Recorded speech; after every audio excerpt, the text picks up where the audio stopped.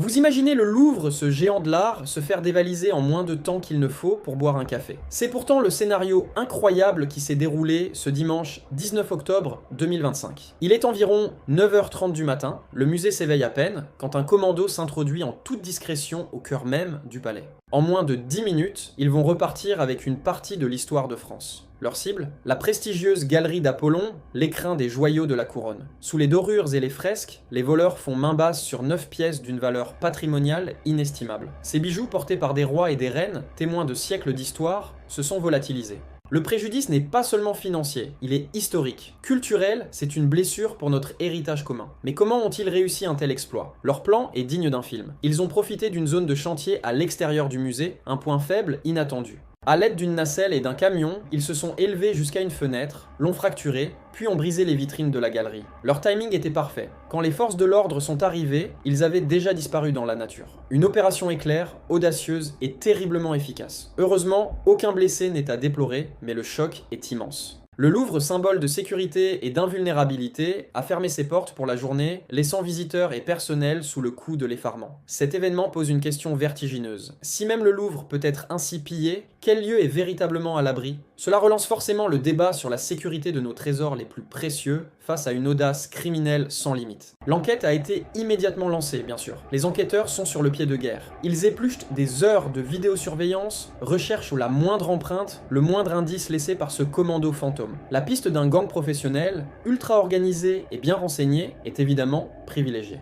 La course contre la montre pour retrouver ces joyaux de la couronne ne fait que commencer. Cette histoire est absolument fascinante et soulève de nombreuses questions. Qu'en pensez-vous? Croyez-vous que ces trésors seront un jour retrouvés? Dites-moi tout en commentaire. Si vous aimez ce genre de récit, n'oubliez pas de liker la vidéo et de vous abonner pour ne rien manquer des prochaines enquêtes. Merci à tous et à très bientôt.